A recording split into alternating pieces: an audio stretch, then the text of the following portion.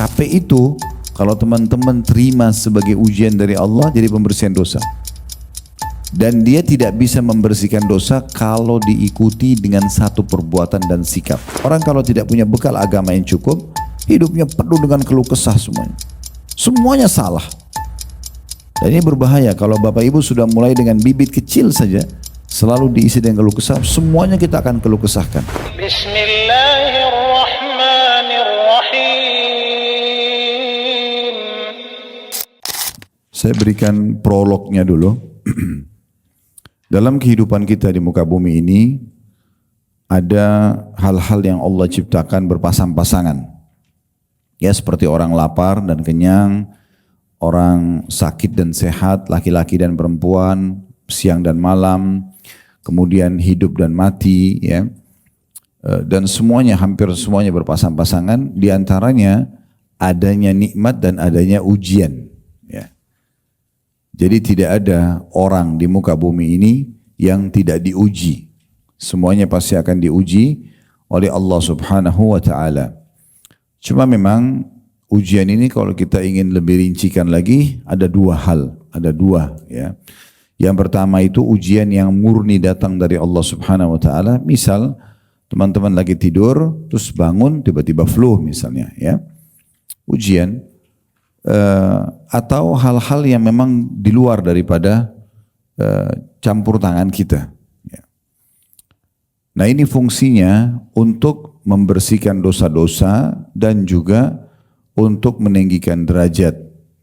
Misalnya ada derajat-derajat di surga itu tidak bisa dijangkau dengan 100 tahun sholat, 100 tahun puasa, 100 tahun sedekah, tapi bisa dijangkau dengan ujian. Ada orang yang diuji, divonis oleh dokter kena penyakit misalnya. Nah, penyakit itu dia harus berobat atau minum obat seumur hidupnya. Contoh misal. Nah, itu berarti ujian. Atau dia sakit.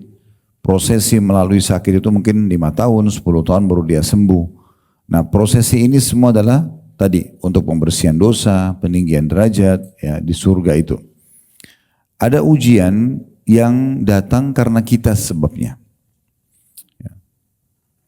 Tapi akan berfungsi yang sama. Misal contoh ada orang dia menggosipin orang lain, atau dia memfitnah orang lain, atau dia mengganggu orang lain, sehingga respon yang datang sama. Orang lain pun akhirnya gosipin dia, atau fitnah dia, atau bahkan merespon apa yang dia lakukan. Misalnya dia mukul, maka orang lain juga mukul misalnya. Ini juga ujian, tapi sebabnya adalah kita. Kalau poin ini kita dilarang dalam Islam, tidak boleh kita menjadi penyebab ujian ini datang. Ya, seperti tidak boleh memang sengaja kita tahu nih makanan basi dimakan, sudah tahu efeknya akan sakit, tapi tetap aja dia konsumsi, ini tidak boleh. Tetapi kalau sudah terjadi, sudah terlanjur, misalnya terlanjur orang pernah gosipin orang lain, pernah fitnah, pernah mukul, kemudian misalnya dia makan makanan yang kurang sehat atau kurang bersih sehingga dia sakit, tetap nanti ujian yang datang itu adalah pembersihan terhadap kesalahan dia. Pembersihan terhadap dosa-dosa. Jadi nanti dengan respon yang terjadi itu akan jadi pembersihan dosa dia. Dan orang yang sudah diuji oleh Allah Subhanahu wa ta'ala seperti ini di dunia, insya Allah nanti di akhirat tidak diuji lagi. Karena sudah ada balasannya di dunia. Nah, seperti itulah ya. Nah, di sini ada konsep yang sangat baik dalam Islam yang kita diajarkan. Kalau nikmat sedang melimpah, solusinya agar nikmat itu tetap bertahan, bersyukur. Ya. Habis makan yang enak, habis minum yang enak, apa sajalah. Istirahat yang cukup, harta yang melimpah, apalah, kesehatan dan seterusnya. Kita mengatakan Alhamdulillah. Nah, itu adalah perintah Allah SWT agar nikmat itu bisa bertahan. Ya. Kalau ujian sedang datang, perangkatnya adalah sabar. Dan sabar ini artinya menerima keputusan Allah, kemudian ikhtiar mencari jalan keluar. Ya. Kita bangun pagi tadi, flu. Nah, di sini kita harus sabar. Apa itu sabar? Sabar kita terima dulu. Oh, Allah lagi uji saya. Karena biar kita ngomel-ngomel, tetap aja kita flu. Nah, gitu. Maka kita sabar. Bagaimana caranya? Terima itu. Allah lagi uji saya. Kemudian kita ikhtiar Kita minum obat, minum teh hangat, misalnya istirahat yang cukup, kemudian kita sembuh. Nah seperti itu ya. Nah ini harus ada ya. Syukur dan sabar ini adalah dua sayap kehidupan kita yang bisa membuat kita stabil jalan. Nah, jadi ibarat kalau pesawat itu dua-dua sayapnya normal, maka akan aman perjalanannya. Nah seperti itu. Jadi tidak bisa Bapak Ibu sekalian, kita kalau ada nikmat bersyukur, tapi kalau ada ujian kita berkeluh kesah. Seperti ibaratnya pesawat cuma punya satu sayap saja. Ya. Tidak bisa juga kita kalau lagi diuji, miskin, susah hidupnya, dia sabar. Tapi begitu Allah bukain rezeki, malah kufur kepada Allah. Tidak bersyukur. Jadi kita harus berada di antara keduanya. Ya. Nah pada kesempatan ini kita akan membahas bagaimana caranya supaya kita bisa sabar di saat sedang ada ujian atau musibah datang. Nah di sini kita lihat penulis mengangkat dalil yang pertama. Ini yang menyebutkan tentang apa yang Bapak Ibu dapatkan kalau sedang ada ujian. Nah, supaya kita bisa, oh memang saya sebaiknya sabar. Selain sabar itu memang perintah agama, juga ternyata ada yang kita dapatkan. Bisa dilihat di halaman 50 ya, di buku kita. Di amal ke-15 musibah yang menimpa seorang muslim, diangkatlah sebuah hadis dari Aisyah radhiyallahu anha. Dia berkata Rasulullah sallallahu alaihi wasallam bersabda, "Ma min musibatin tusibul muslima illa kaffarallahu biha anhu hatta syaukati yushakuha." Tidak ada satu musibah pun, kecil ataupun besar, ya, sederhana ataupun berat, yang menimpa seorang muslim kecuali Allah akan menghapus dengan musibah atau ujian itu dosa-dosanya sampai duri yang menusuk dirinya. Hadis diriwayatkan oleh Bukhari. Jadi artinya semua nih, ya, apapun yang sampai kepada kita, maka yang kita tidak suka, tidak nyaman dengannya, kalau kita bisa menerima sebagai ujian dari Allah dan kita bersabar, sabar sekali lagi terima dulu. Jangan berkeluh kesah.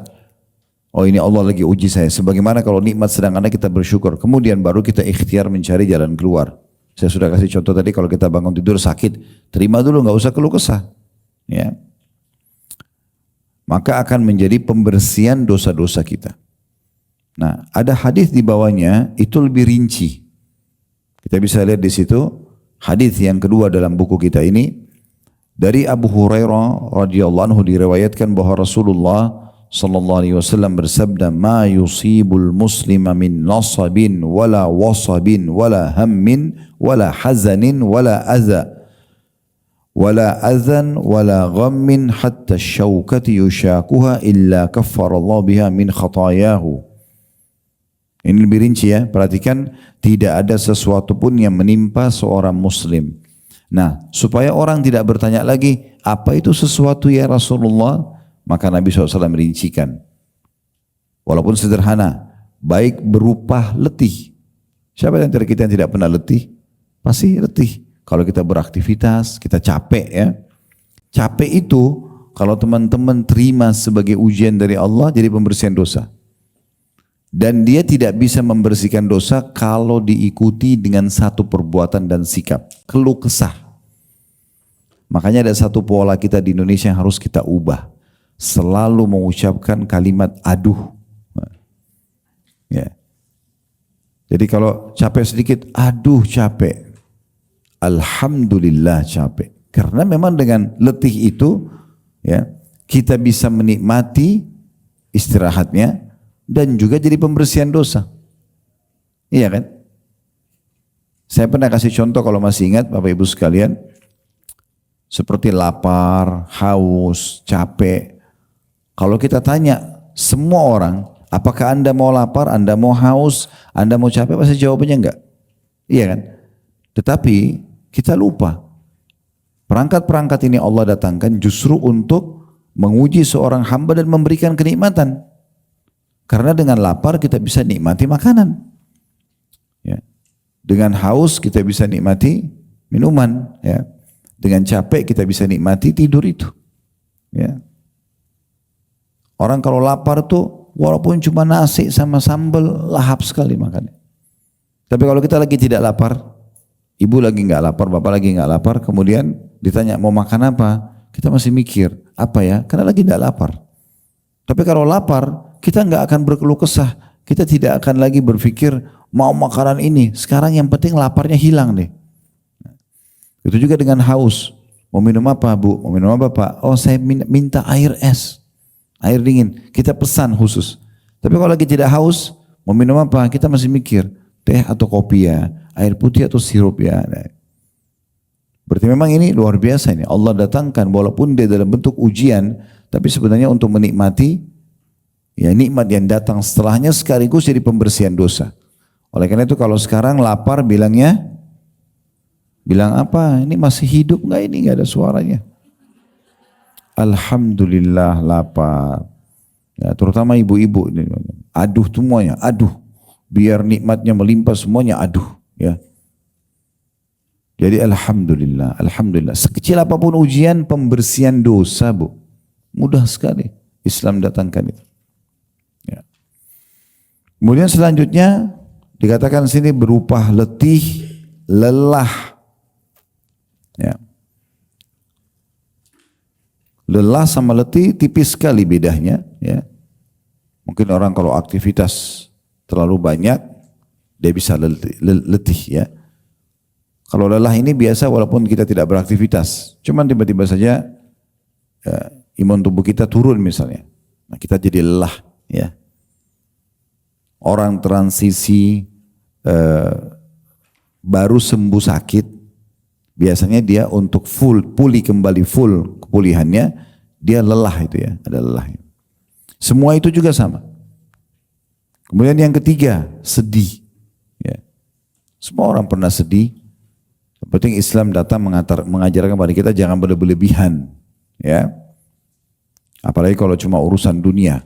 Sedih itu paling tepat kalau dalam agama. Dia berada di poin nomor 1. Ya, dan boleh Bapak Ibu di situ berlebihan kalau luput dari kita kesempatan ibadah kepada Allah. Misalnya Bapak Ibu biasa sholat malam, kemudian tadi malam ketiduran, lewat, di situ boleh kita sedih. Kita sedih kenapa nggak sempat mengerjakan, supaya ini jadi cambuk dan pemicu kita ingin kerjakan di waktu lain. Atau kita sedih karena diri kita terjerumus dalam dosa dan khawatir Allah menghukum, nah itu boleh. Tapi kalau sedih karena kehilangan sesuatu yang duniawi, maka ini tidak dibolehkan dalam Islam, tidak disarankan bahkan. Ya. Kalau ada satu benda kita yang hilang, urusannya urusan dunia, kehilangan handphone, kehilangan benda segala macam, kita boleh ikhtiar mencarinya, ya mungkin melaporkan, tidak ada masalah. Tapi jangan sedih, nggak usah sedih dengan itu. Ya. Karena memang kita nggak perlu mengarahkan potensi sedih kita pada hal-hal yang sepele urusan dunia itu. Ini idealnya dalam Islam. Tapi kalau ada orang sama sebenarnya sampai pada tingkat seperti kita kehilangan kerabat, ya. Sedih biasa saja, tidak usah berlebihan. Ya. Nabi Muhammad SAW melalui orang-orang dicintai dalam hidup beliau meninggal, istrinya Khadijah, kemudian anak beliau ada 7, ya. Dari 7 orang ini 6 orang anaknya meninggal di masa hidup beliau. Cuma 1 yang hidup setelah Nabi SAW meninggal. 3 anak laki-lakinya Al-Qasim, kemudian Abdullah dan Ibrahim meninggal di masa hidup Nabi Muhammad SAW. Dan 3 anak perempuannya Zainab, Ruqayyah dan Ummu Kalthum meninggal di masa hidup Nabi SAW. Kita bisa bayangkan punya 7 anak, 6-nya meninggal semua. Cuma 1 yang hidup. 3 meninggal di masa kecil, 3 meninggal di masa dewasa. Begitu juga Nabi Muhammad SAW ya, pernah dikalahkan di perang Uhud, terkalahkan pasukan muslimin. Kemudian juga beliau pernah ya, merasa rasa lapar karena makanan di rumah belum siap atau belum ada. Itu semua dilalui ya dalam kehidupan Nabi Muhammad SAW. Tapi beliau tidak berlebih-lebihan. Saya kasih contoh misalnya orang berlebihan ya. Ada orang hanya karena tidak sempat atau tidak dapat makanan favoritnya, misal dia lagi pengen makan di satu restoran, kemudian pergi ke restoran tersebut ternyata habis stoknya. Ada orang karena berlebihan dalam sedihnya, sampai itu menjadi bahan bahasan 1 bulan. Kemarin saya ke sana itu habis, padahal saya pengen sekali. Padahal tidak ada manfaatnya dibahas. Sederhanakan saja. Kalau kita mau makan satu makanan tidak ada, ya sudah pindah ke makanan yang lain. Ya, gitu. Itu kan cuma beda kemasan ya. Pernah saya jelaskan tuh masalah kemasan? Ya. Pernah nggak? Kayaknya pada lupa nih. Jadi di dunia ini banyak serba kemasan aja. Jangan kemasan itu membuat kita akhirnya melanggar hukum Allah. Ya. Contoh misalnya kemasan itu gini. Kalau ada orang makan di piring emas sama orang makan di daun, bedanya apa? Kemasannya. Tapi intinya apa? Kalau ada orang makan nasi, tempe, ayam, sayur lengkap semua, dengan ada orang makan nasi sama tempe saja. Intinya makan kan? Kemasannya yang berbeda. Memang Ustaz ada beda nutrisinya, oke lah. Tapi kita bicara makan, lapar kita hilang kok. Mungkin beda-beda sedikit, tapi dia intinya makan kan. Udah biasa aja. Apa yang Allah berikan sebagai rezeki, nikmati saja. Kenapa harus berkeluh kesah? Oh alhamdulillah Allah kasih rezeki saya hari ini. Nah begitu. Sehingga tidak semuanya dijadikan sebagai bahan keluh kesah. Karena keluh kesah ini berhubungan sekali dengan bahasan kita. Tidak mendatangkan pengampunan dosa tadi. Kalau ujian sedang datang dan Bapak Ibu berkeluh kesah, maka tidak akan dapat pahalanya. Sampai pada tingkat Imam Ahmad rahimahullah, beliau pernah sakit, beliau bilang begini, aduh sakit, itu aja. Ditegur oleh seorang teman beliau juga, seorang ulama di masanya, beliau mengatakan, yang menegur Imam Ahmad ini, mengatakan aduh adalah keluh kesah.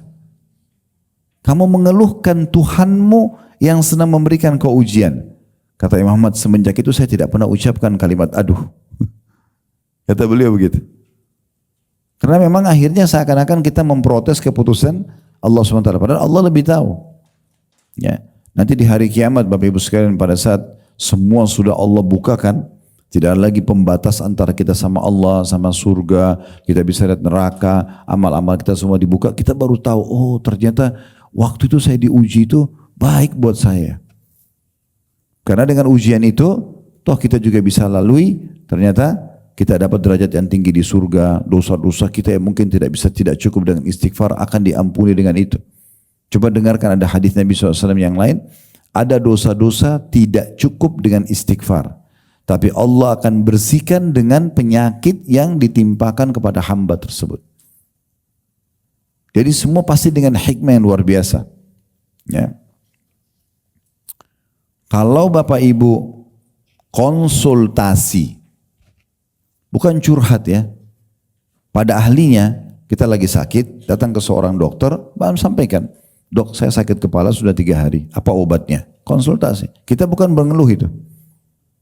Sampaikan. Dokter juga akan tanya, sakitnya apa yang dirasakan, oke kita jawab, tidak ada masalah.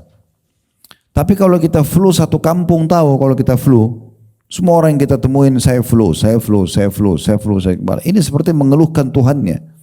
Mereka juga tidak bisa berikan solusi apa-apa. Kan begitu. Jadi itu poinnya ya. Untuk mendapatkan keutamaan ini kita harus jeli. Itu rasa sedih. Kemudian setelahnya duka. Ya. Biasanya ini kalau duka lebih dalam dia. Ya. Lebih berat lah yang membuat orang duka seperti tadi kalau meninggalnya orang yang dicintai misalnya. Orang tua kita meninggal, anak kita meninggal, terlalu dekat sama mereka, terus kemudian kita merasa, ini Nabi SAW ajarkan, boleh nggak menangis? Boleh menangis. Nabi SAW waktu anaknya Ibrahim meninggal, boleh tetesin air mata, tapi nggak ada suaranya. Nabi nggak ada suara, cuma tetes air mata. Lalu beliau mengucapkan kalimat, wahai Ibrahim, anaknya beliau meninggal masih bayi. Wahai Ibrahim, kami sedih berpisah denganmu. Tapi kami tidak akan pernah mengucapkan kecuali kata-kata yang Tuhan kami ridhoi. Jadi kami tidak akan keluhkan ini karena kamu ini milik Tuhanmu, saya juga milik Tuhanmu, sama. Allah lebih tahu kenapa Allah matikan anak itu di umur itu. Jadi nggak perlu berlebihan. Nah, orang kalau tidak punya bekal agama yang cukup, hidupnya penuh dengan keluh kesah semuanya. Semuanya salah. Dan ini berbahaya kalau Bapak Ibu sudah mulai dengan bibit kecil saja, selalu diisi dengan keluh kesah, semuanya kita akan keluh kesahkan. Ya. Jadi usahakan teman-teman sekalian kita konsultasi ya pada ahlinya. Sama dokter, dok saya sakit ini, obatnya apa? Silakan check up ini, silakan dicek ini, baik kita ikutin, selesai. Dan ahlinya, yang lain tidak perlu. Konsultasi agama pada ahlinya. Kalau curhat, menceritakan panjang lebar segala macam, itu kepada Tuhan, Allah subhanahu wa ta'ala. Coba mulai sekarang resep ini ya, ada masalah yang dianggap berat, jangan curhat sama manusia, percuma. Kalau kita curhat pada orang yang mencintai kita, kayak kedua orang tua kita misalnya atau pasangan hidup, kita hanya tambah beban buat mereka. Kalau kita cerita pada teman-teman yang atau musuh kita, mereka tambah gembira. Kan gitu. Terus gimana caranya? Wudu, sholat 2 rakaat. Sujud, tuangkan semua dalam sujud kepada Allah. Nangis gak apa-apa. Ya Allah, sebagaimana Engkau ujikan ujian ini, jadikan di pembersihan dosa-dosaku, penambah derajatku. Mudahkan hambamu bersabar menerimanya dan juga berikan jalan keluarnya. Begitu. Ada satu ulama namanya Sufyan Ats-Tsauri rahimahullah, seorang ulama tabi'in di Mekah. Beliau itu punya masalah apapun sujud. Wudu, sholat, sujud. Dan tidak angkat kepalanya sampai dia tuangkan semua kepada Allah. Selesai masalahnya. Kalau kita muter-muter ke manusia kiri kanan, gak ada solusinya. Yang ini kasih jalan keluar begini, yang ini kasih jalan keluar begini. Apalagi kadang-kadang orang konsultasi pada pihak yang salah. Dia punya masalah rumah tangga, konsultasinya sama orang yang gagal rumah tangga. Ya akan diajar sama lah. Kan gitu. Gak bisa. Keliru. Konsultasi, cerita sama temannya yang gagal kuliah. Maka dia juga akan sama. Gak bisa gitu. Jadi harus tepat. Yang terbaik adalah kalau orang curhat kepada Allah SWT. Coba pakai resep ini. Masalah apapun langsung kepada Allah SWT. Banyak di antara kita menjadikan Allah Tuhannya itu nomor ke-30. Semua orang-orang sudah konsultasi sana sini. Nanti sudah mentok gak bisa. Dokter sudah bilang gak bisa sembuh. Udah gak ada lagi yang bisa bantu berikan tambahan investasi modal. Gak ada yang bantu untuk lunasi utangnya. Baru sholat tahajud. Kenapa tahajudnya yang terakhir? Kenapa gak dari awal? Kenapa kita Bapak Ibu sekalian diperintahkan untuk berdoa sebelum memulai aktivitas? Sebelum makan, berdoa. Sebelum minum, berdoa. Sebelum pakai pakaian, berdoa. Sebelum keluar rumah, berdoa. Sebelum biologis, berdoa. Berdoa semua. Supaya Allah dulu kita libatkan, baru kemudian kita aktivitas. Nah seperti itu.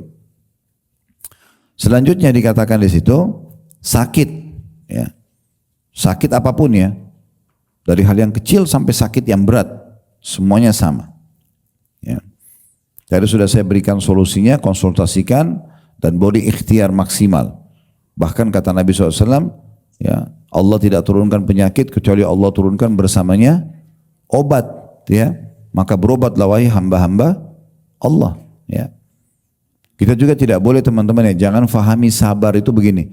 Saya lagi sakit, yaudahlah saya sabar aja, duduk manis, nggak konsultasi dokter, nggak minum obat, ya udah kalau mati nggak apa-apa, sembuh juga kalau nggak sembuh nggak apa-apa. Ini keliru, ini bukan sabar. Ya, ini bukan sabar. Keliru, dalam Islam tidak seperti itu. Kita disuruh oleh Nabi SAW ikhtiar, mencoba. Ya, ujian ini akan jadi pembersihan dosa-dosa. Selanjutnya dikatakan kesusahan, kesusahan apa saja, ya, gangguan apa saja. Pernah ada satu orang, seingat saya nama beliau, kalau tidak salah Sa'id bin Musayyib rahimahullah, beliau pernah digibah, digosipin orang. Pas orang itu lagi gosipin dia di satu tempat, ada murid dia yang mendengar gosipan itu. Datanglah murid Sa'id ini ke tempatnya beliau, lalu mengatakan, si fulan itu baru menceritakan atau menggosipin Anda. Kebetulan beliau ini baru saja beli kurma yang masih ada tangkainya. Kurma yang masih segar dan ada tangkainya. Pada saat itu beliau tidak jadi makan, dibungkus kembali, baru dibuka, dibungkus kembali, lalu beliau bilang sama muridnya, antarkan kurma ini kepada orang itu, orang yang gosipin saya. Sampaikan salam saya dan bilang terima kasih karena sudah berbagi pahala kepada saya. Sebagai balasannya kurma ini buat dia. Jadi mereka memahaminya, kalau ada gangguan dari orang, itu berarti kesempatan, kita dapat pahala. Dan kalau dia tidak minta maaf, pahala dia juga akan menambah lagi ke pahala kita. Itu transfer pahala yang luar biasa. Senyum-senyum aja, kalau ada yang gosipin tidak usah marah, tidak usah tegang, nanti keriputan gitu. Jadi pakai krem apapun tidak bisa sembuh, karena emosional terus. Ya. Kemudian di sini dikatakan Nabi SAW menutup hadisnya dengan hal yang paling kecil. Beliau mengatakan hatta syaukati yushakuha illa kaffarallahu biha min khatayahu. Sampai duri kecil yang menusuk tubuhnya, kecuali akan jadi pembersihan dosa-dosanya. Jadi semuanya gitu. Ya. Jadi harus dikontrol ya, lisan kita ini dikontrol. Kata Umar radhiyallahu anhu, kalau seseorang itu sedang diuji oleh Allah, kemudian dia menerimanya, tadi dia bangun tidur sakit, ada orang yang gosipin dia, ada yang fitnah dia, ada orang utang nggak bayar utangnya, dia udah nagih misalnya, dia terima sebagai bentuk ujian sambil tetap ikhtiar, ya. Selama tidak dilarang dalam agama dia ikhtiar, maka dia akan dapat pahala, dia akan mudah melaluinya dan dia akan dapat jalan keluarnya. Kalau orang tidak bisa menerima ujian datang dari Allah SWT, dia akan berdosa karena seakan-akan menolak apa yang Allah takdirkan untuk dia. Dia akan sulit lalui karena selama prosesi dia sakit atau gangguan orang itu, dia terus berkeluh kesah. Dan yang ketiga, dia tidak akan menemukan jalan keluarnya. Jadi coba kita di poin ini penting sekali untuk mempelajari ya. Sederhana tapi sangat besar efeknya kepada realita kehidupan kita sehari-hari. Dan hadis ini hadis sahih diriwayatkan oleh Imam Bukhari. Hadis selanjutnya, hadis Abdullah bin Mas'ud radhiyallahu anhu di halaman 51 ya.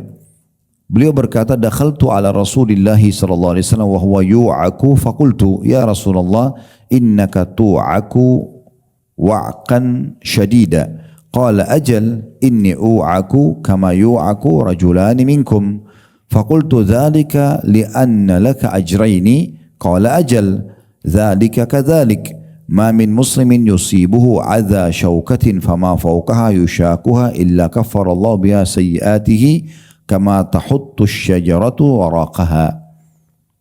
Terjemahannya, kata Abdullah bin Mas'ud radhiyallahu anhu, saya masuk satu hari mengunjungi Rasulullah sallallahu alaihi wasallam. Jadi Abdullah bin Mas'ud lagi menjenguk Nabi di rumah, Nabi lagi sakit ya. Dan beliau dalam keadaan sakit keras. Nabi Muhammad SAW lagi sakit keras. Dalam beberapa riwayat lain, demam yang sangat tinggi. Maka Abdullah bin Mas'ud berkata, wahai Rasulullah, engkau menderita sakit yang sangat keras. Beliau pun menjawab, iya, rasa sakit yang saya alami seperti rasa sakit yang menimpa dua orang di antara kalian. Jadi kalau nabi-nabi ya, itu lebih berat ujiannya. Kalau misalnya kita biasa demam, kalau sudah sampai 40 saja itu sudah mungkin harus dirawat lah ya. Maka mungkin nabi-nabi bisa 80, maka diuji lebih berat. Mungkin kalau kita biasa flu 3-4 hari seminggu sembuh, mungkin beliau 2 minggu 3 minggu baru sembuh. Diuji lebih berat. Kalau ada yang nanya, kok bisa orang beriman malah makin berat ujiannya? Ya, karena Allah ingin menguji hambanya agar melihat tingkat imannya. Kalau dia diberikan nikmat, orang kan banyak menerima ya. Kalau dikasih makanan bisa kenyang, kasih kesehatan dia gembira. Sekarang dia bisa terima gak kalau lagi diuji?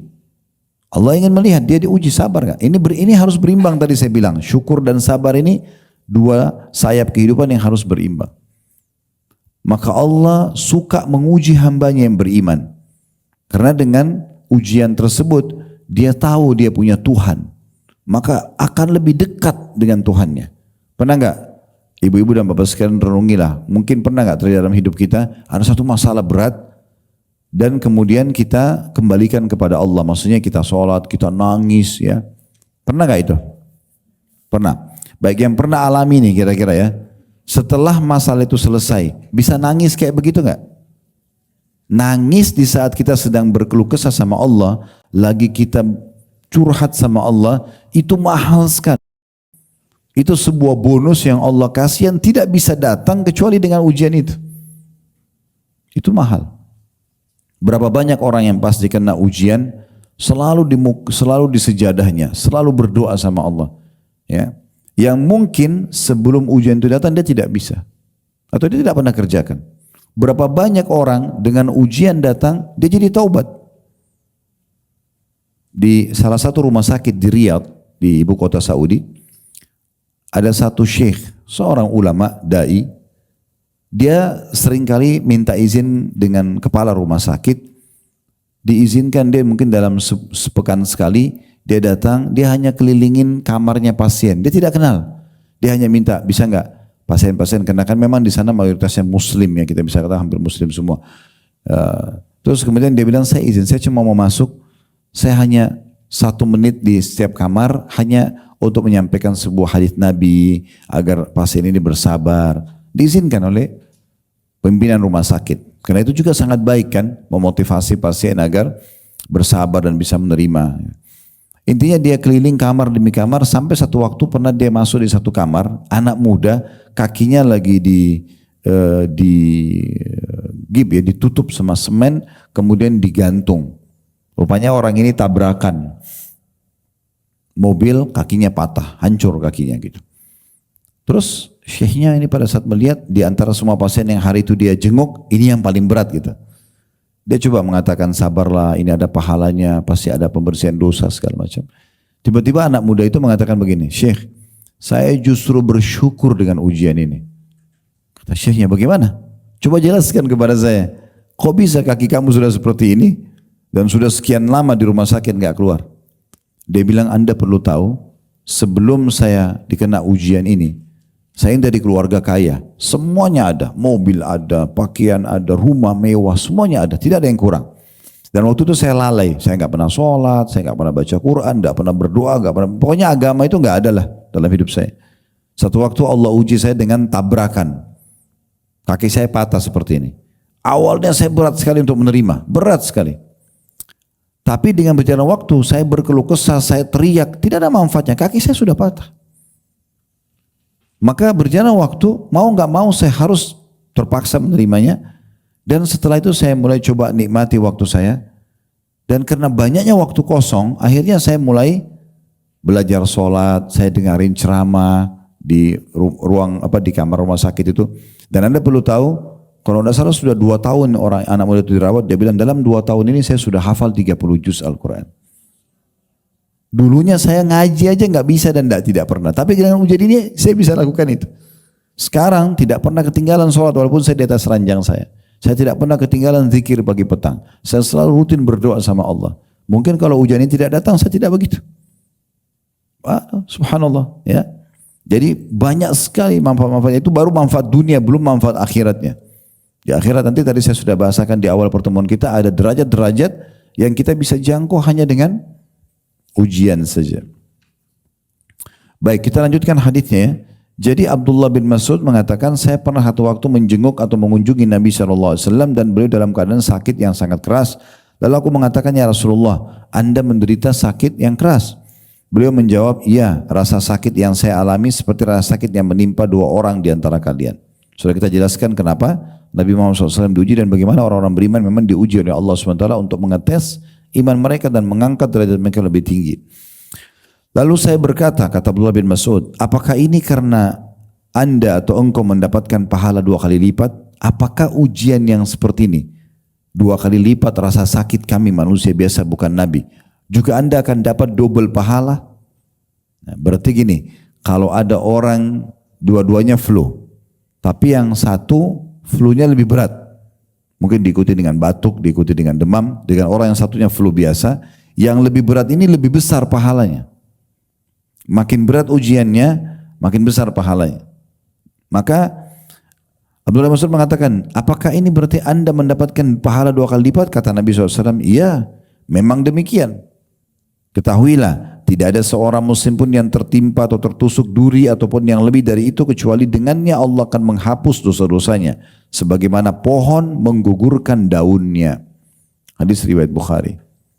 Jadi manfaat pertama yang kita dapatkan kalau ujian datang dan kita bisa menerima dengan sabar. Sabar sekali lagi. Menerima dulu itu keputusan Allah. Bangun tidur lagi sakit, terima. Oh Allah lagi uji saya. Lalu ikhtiar.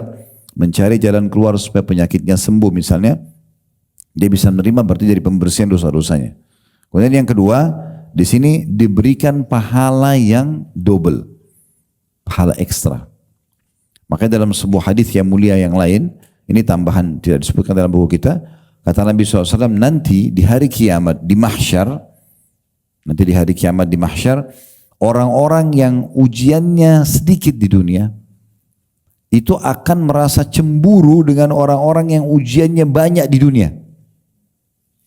Karena besarnya pahala yang mereka dapatkan hanya karena ujian penyakitnya, hanya karena ujian gangguan tetangganya, hanya karena mungkin lisan ipar atau mertuanya, atau segala macam.